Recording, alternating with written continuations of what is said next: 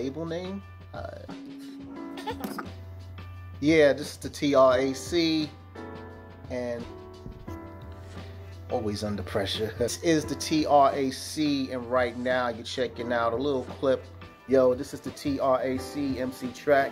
Happy Black History Month to all my UK homies, and we're gonna talk about it for the Black Junglist Alliance.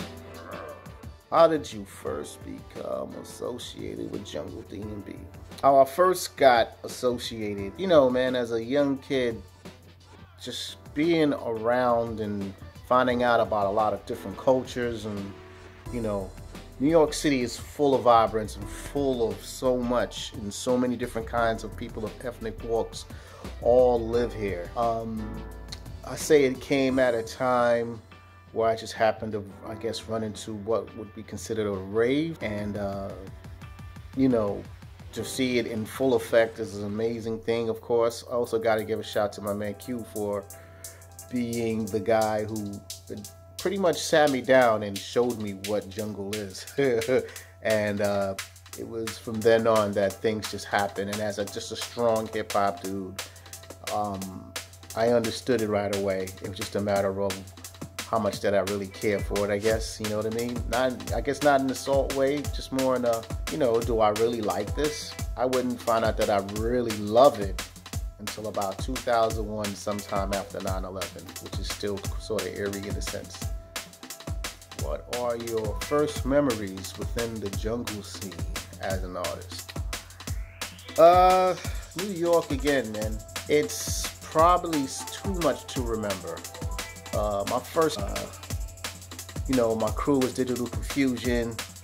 They were just an assortment of DJs, dancers, MCs, graphers, and we were pretty much the kids of the scene, you know.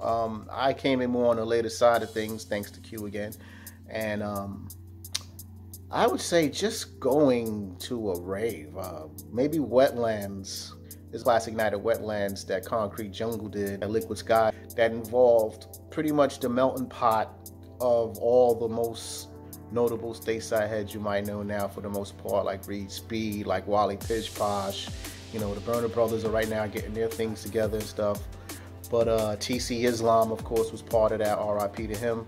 And me on stage doing a song called Next Level Shit that came out in around the time of 2000, and it was my first ever signed record, my first ever release on vinyl, and it was a record that New York really got behind me, and showed a lot of love to the homies for doing something pretty special. To this day, people still say they don't get it because they don't realize, at least state-wise talking, how much drum and bass and hip-hop are literally, you know, so closely connected. They're like distant cousins. So yeah, you know, that's probably my moment. Same place as Wetlands. I'm giving it to Wetlands. Shouts to Concrete Jungle. I think that might be a moment in time for me where I just took everything in and like really enjoyed the vibes and what it brought to the scene, as well as develop as an artist. So I know maybe it was weird to what the norm was or what's considered the norm, but like for me, that was great. That was great. That was something new for me to do. Yeah, that I still do to this day, as you can tell. How did I get my artist's name? Long short, what the artist name is. The name before I was T.R.A.C was pretty much Track 1.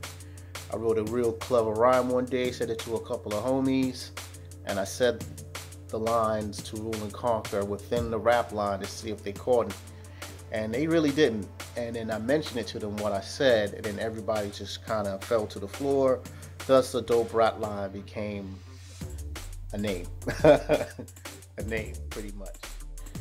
T.R.A.C. live in the place. Salute to the homies. Let's get it.